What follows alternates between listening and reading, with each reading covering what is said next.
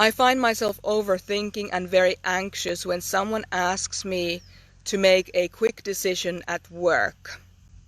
Is there something I can do to make it easier and less daunting for me? Yes, there's a lot you can do for that. And the biggest thing that you can do for yourself in that situation is to learn to support yourself so that you will be able to really be there, be present, and not be frazzled by being asked for something.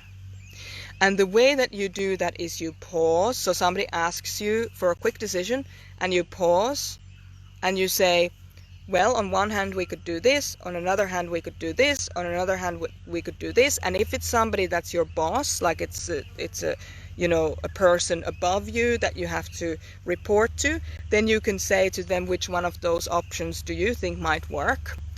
Or if they want you to make a specific decision, again, just stop. 10 seconds or even a minute is not going to make a difference. It very rarely will make a difference. I'm not going to say it's not going to make a difference, because sometimes it can be a question of life and death. But it's rarely really a question of life and death, and you need to understand that, and you need to say that, I can take a minute to really step back and look at this and see what is the most authentic, the most harmonious, the most accurate, and the most effective decision to be made at this time.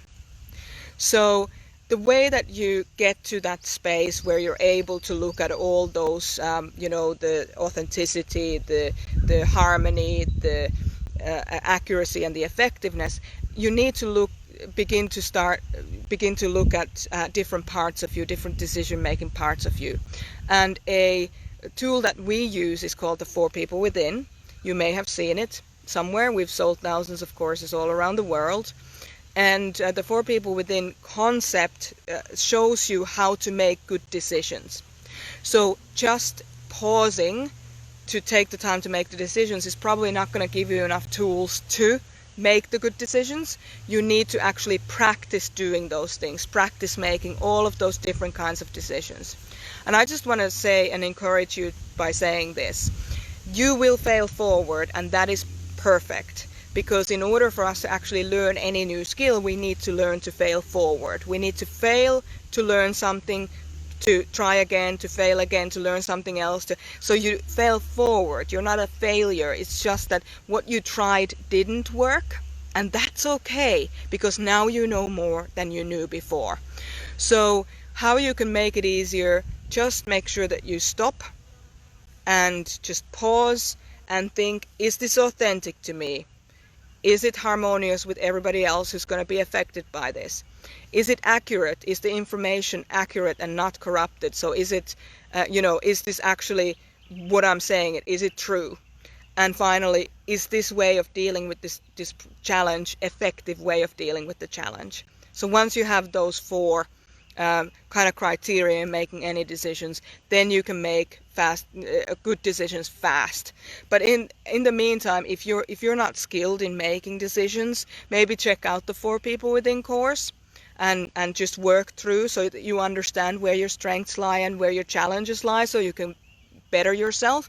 But please know, if you've never studied any of this decision making or 4 People Within work, or if you don't know yourself, if you don't know your weakness or challenges and strengths, then what will happen is that you won't be able to make good decisions fast. So just honor yourself enough and respect yourself enough to say, I may not be able to make these decisions so quickly, so don't hold yourself to a standard where you're setting yourself up for failure. Instead, start the process of really getting to know yourself and your own decision-making process. And when you're doing that, you'll get better at it, you fail forward, you keep going forward, and say in a couple of months' time, or in 6 months' time, or in a year's time, you find yourself making really good decisions quite fast. So that's what I would say.